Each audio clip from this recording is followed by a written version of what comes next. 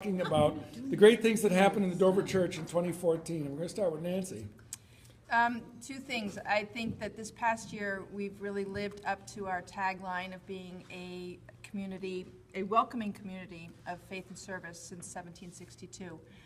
Our coffee hours are far more welcoming feeling. I think the leadership of the church, the 30 or 40 people that make up the leadership, have really stepped up and are making coffee hours more welcoming and services more welcoming. We're doing more for the community with Family Promise, with our Friday movie matinees, the community lunches. There are a number of faith groups going on, and I think the CE program is super strong, and that's part of the faith aspect. We've done a lot of service projects with the high school youth group, the middle school youth group, and 1762 component of that tagline. There continues to be 3 or 4 women in the church who meet on a weekly basis to catalog all of our historical documents, and that's fabulous. It is. In the drum roll, we get to meet Carrie, our pastoral intern from Boston University. Tell us how awesome we are. You're awesome. There you go. Everything is awesome. Everything is awesome. I only caught the kind of closing tail end of things for the year. What I caught was a lot of really great work at identifying movements in the Sunday school curriculum, which I got to teach some of, which was really wonderful, and it seems to be very engaging for the kids. And also to be involved in some of the community and outreach conversations with the youth, which seemed pretty powerful. And can I get an amen that one of the great things in 2014 was Carrie came to be with us. Man, stole my thunder. A teaching parish. See, she's all red. There she goes. Thanks for that. Oh, sorry. Rebecca. That's what I was going to say. Okay. She's awesome. And she's from a really cool school. Cool school. Okay, we had another intern, Marin. Marin. Who was also awesome. She's still here. Is also awesome.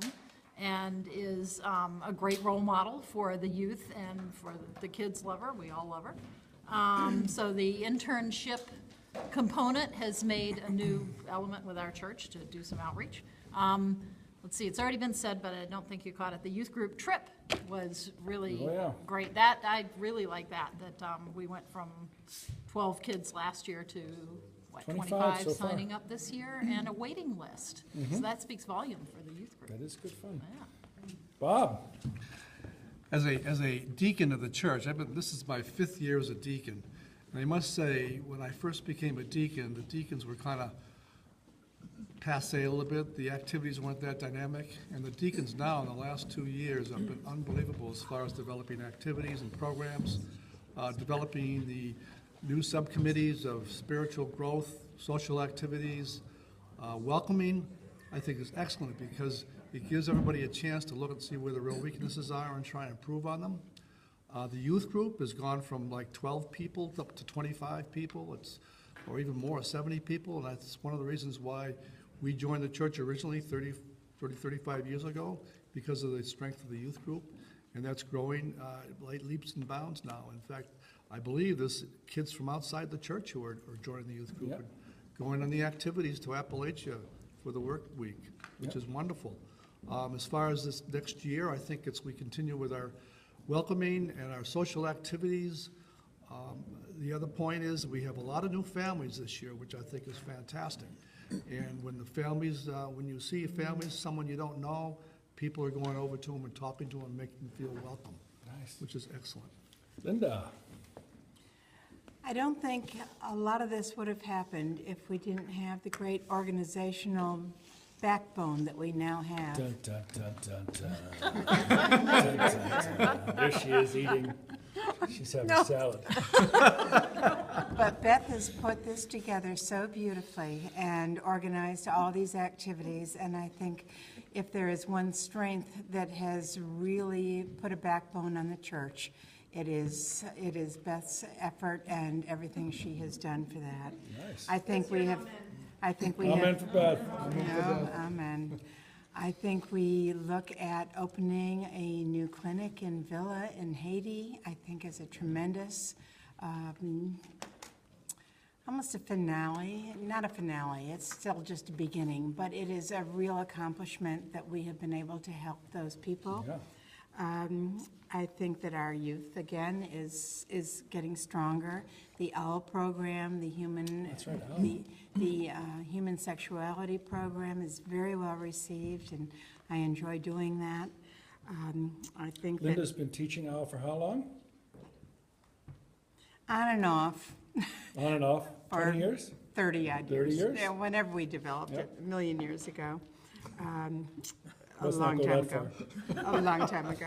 And the social activities, I think, are bringing people together. The dinners that we've been having, the social activities, these leadership luncheons or dinners. The Lunch Bunch, I think, has done a tremendous amount of activity in trying to get the women of the church, but not just the church, the community.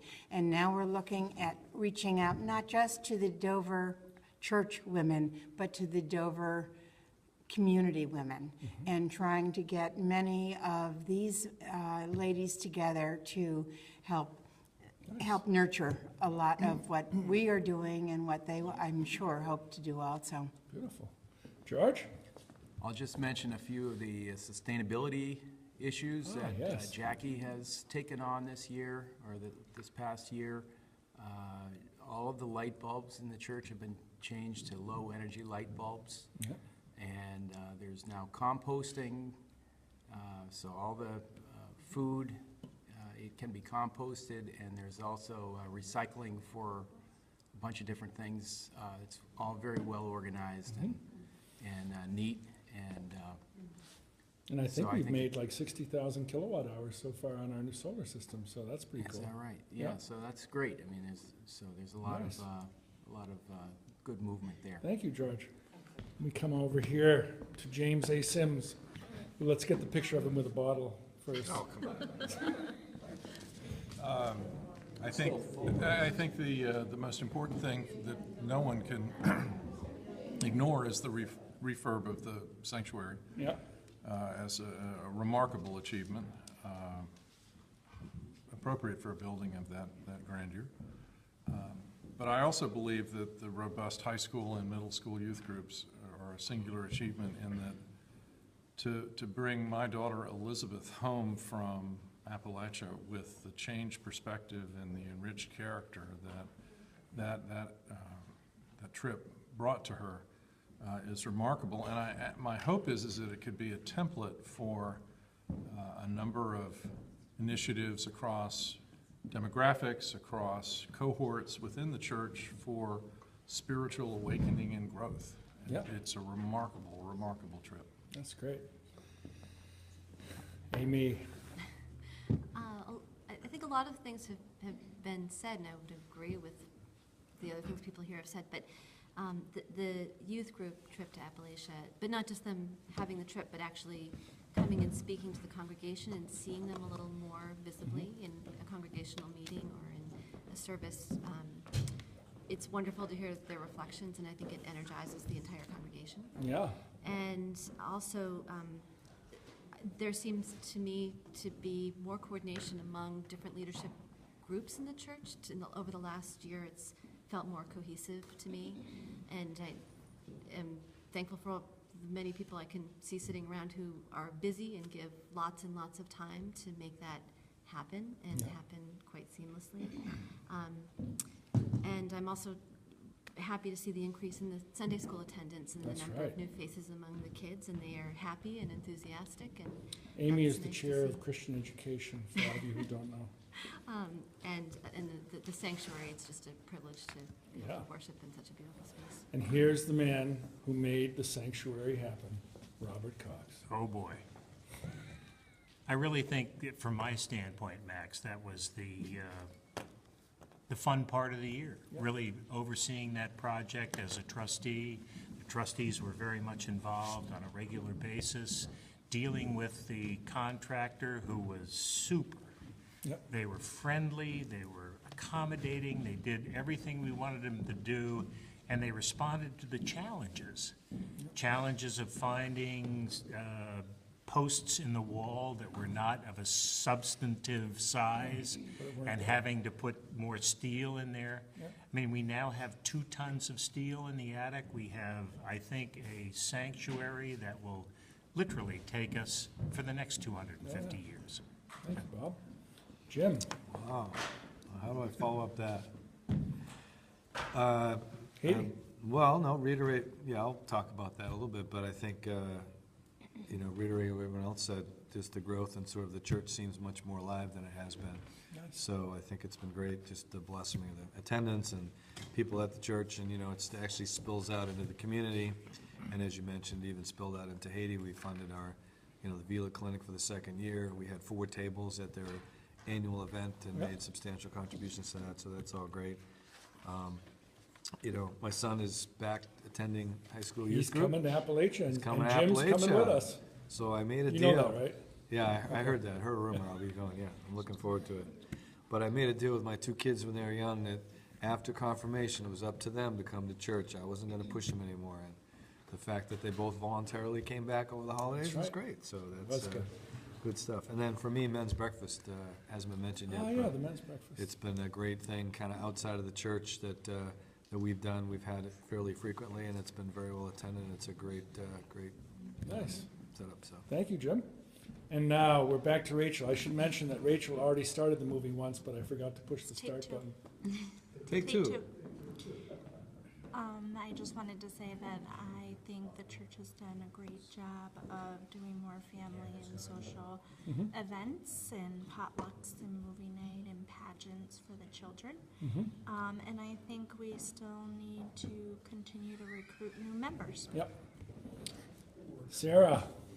So I think I'm very excited about the new curriculum that we have for this year, Holy Mulling Connect. And I think that most of the kids are very excited about it too. And what I look forward to is the children's music. It's just starting to happen a little bit, and I think that the kids will, I know that they really enjoy singing, and I know that once we get that ball rolling, it's going to be very exciting. Nice. And here we have Andy again. After being here for quite a few years, I've seen several changes in staff, programs, and renovations of the buildings. And I'd say at this point, everything is coming together and moving along quite nicely.